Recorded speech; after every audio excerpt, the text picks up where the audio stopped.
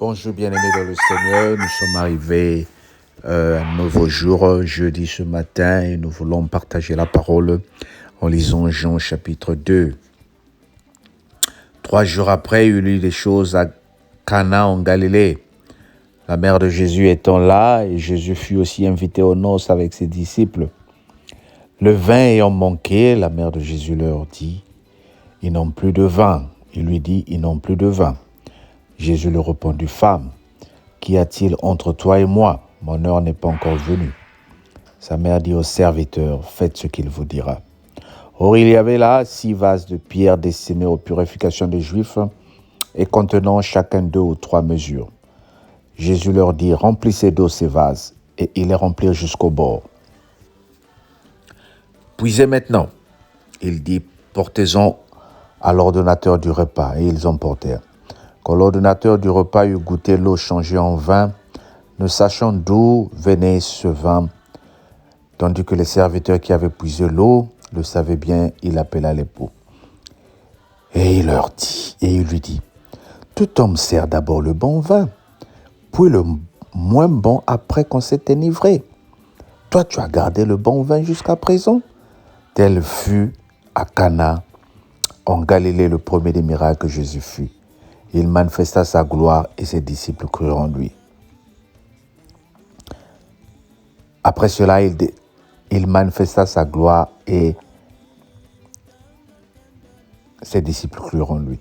Après cela, ils descendirent à Capernaum avec sa mère, ses frères et ses disciples, et ils lui demeurèrent peu de jours. Amen. Nous avons lu Jean, chapitre 2, versets 1 à 12. Le mariage de Cana. Le miracle de vin, le premier miracle que Jésus fait. C'est le premier miracle parce que quand il arrive au mariage, il n'y a plus de vin. C'est le moment de joie, c'est le moment où les gens sont en train de s'amuser, c'est une fête. Ce n'est pas une personne qui est malade, ce n'est pas une personne qui est en train de chercher des enfants, ce n'est pas une personne qui veut être guérie. Mais c'est un moment de réjouissance. Et la maman de Jésus vient voir Jésus pour lui dire, ils n'ont plus de vin. Mais Jésus en dit ici qu'il était invité comme sa maman. Moi, je vois la connotation, c'est sûr que la maman devait avoir des affinités avec cette famille aussi.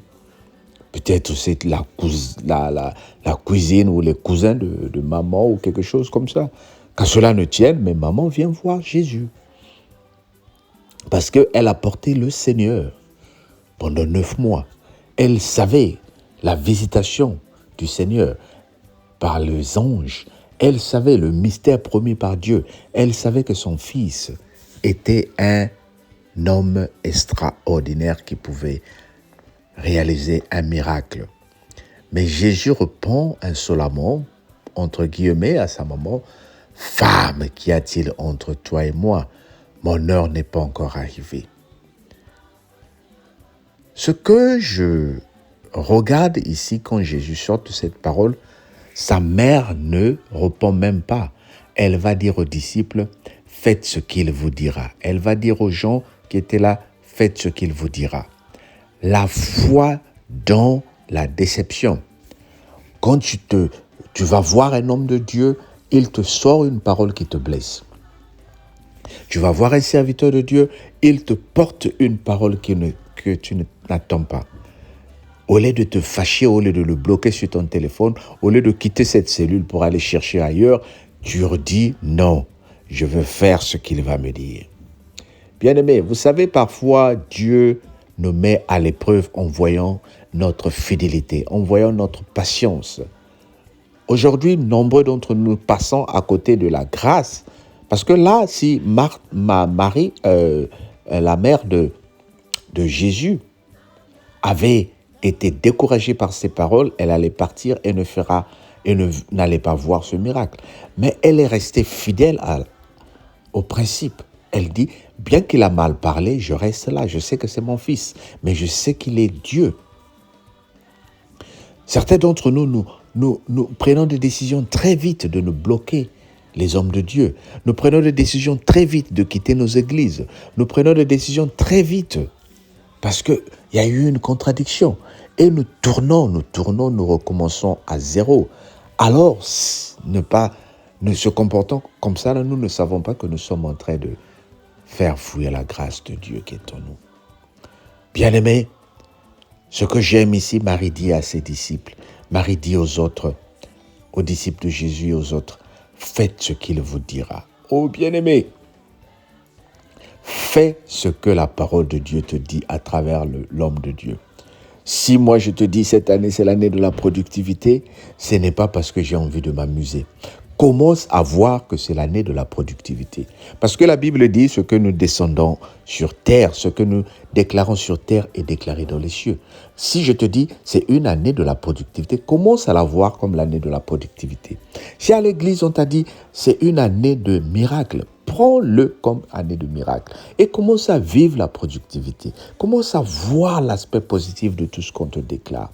Ne te demande pas, mais où est la productivité? Mais chaque année, il y a des devises dans notre cellule. Chaque année, il y a des devises dans notre église. Je n'ai jamais vu quelque chose de spécial. Oui, c'est parce que ton expectation ou tes attentes ne sont pas au-dessus de ce que tu crois.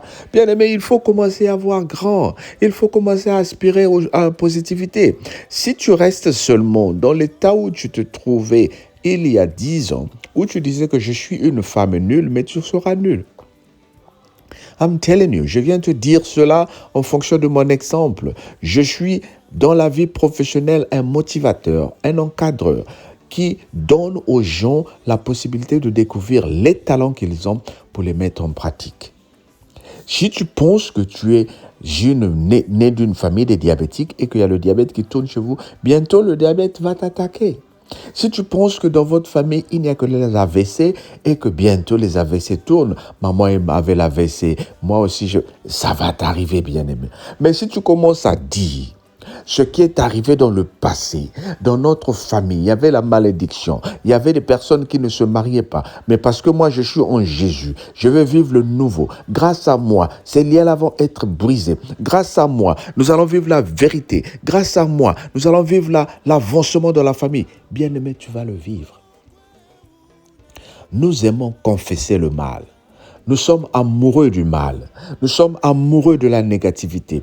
Nous nous accrochons à la mauvaise parole qui a été sortie. Aujourd'hui, tu écoutes Papa Alain peut-être. Tu m'acclames. Tu partages les vidéos que je fais.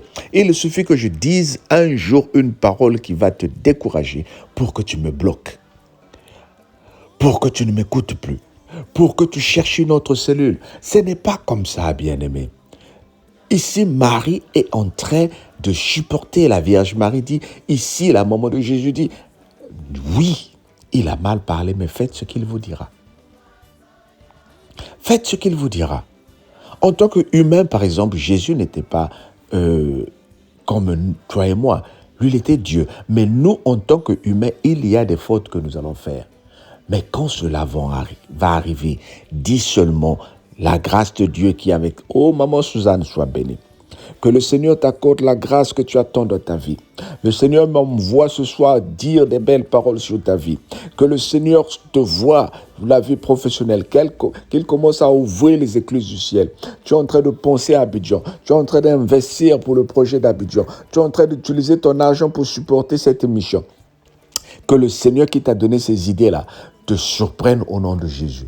Parce que tu as écouté ce que le serviteur de Dieu a dit. Le serviteur de Dieu a dit, soutenons Abidjan.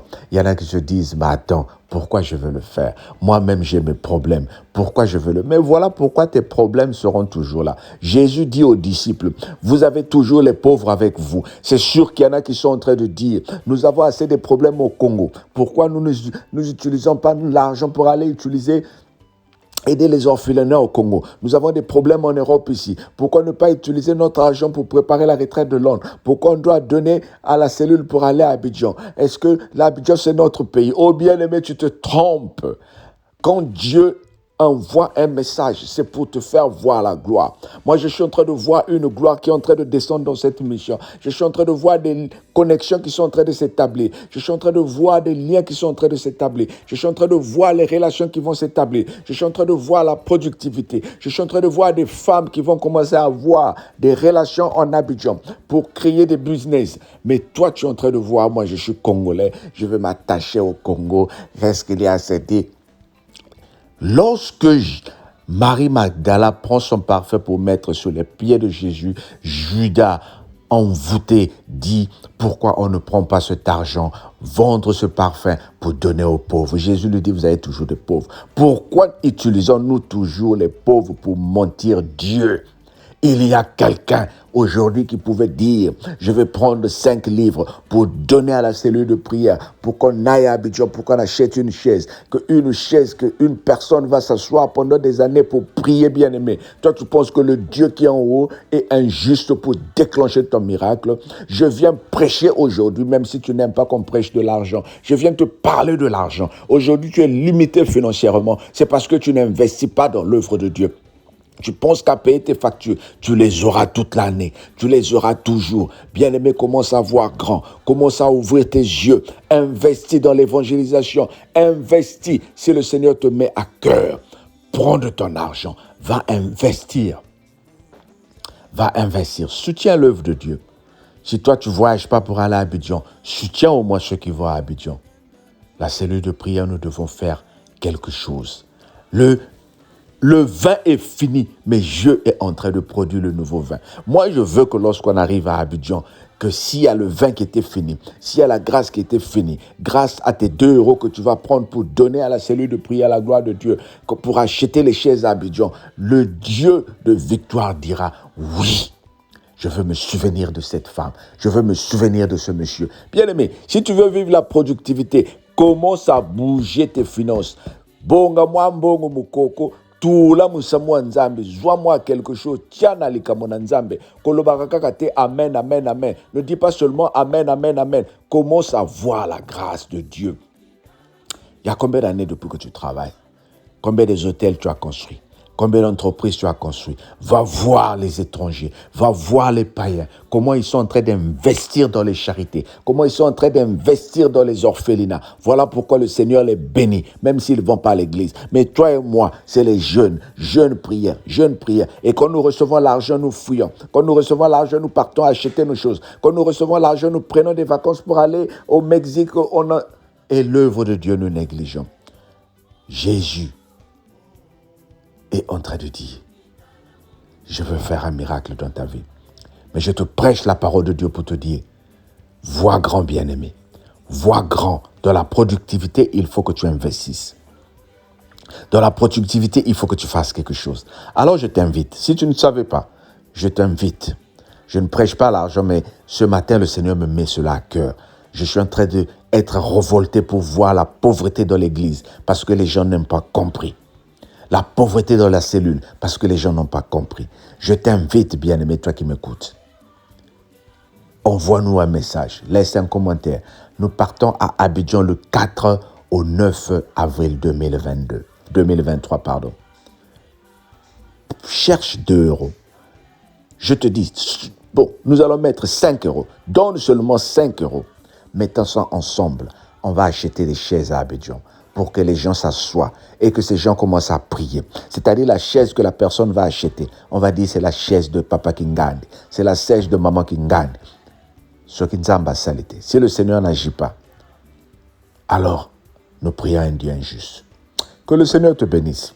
Si tu veux participer à cette œuvre, dans le commentaire, nous sommes en train de laisser le lien. Clique sur ce lien-là et participe pour que le Seigneur te bénisse. Donne ce que tu peux. Nous te laissons le compte de la cellule. Fais un geste, le Seigneur te bénira.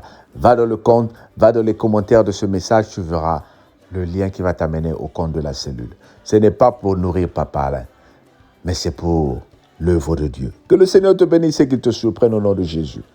Amen.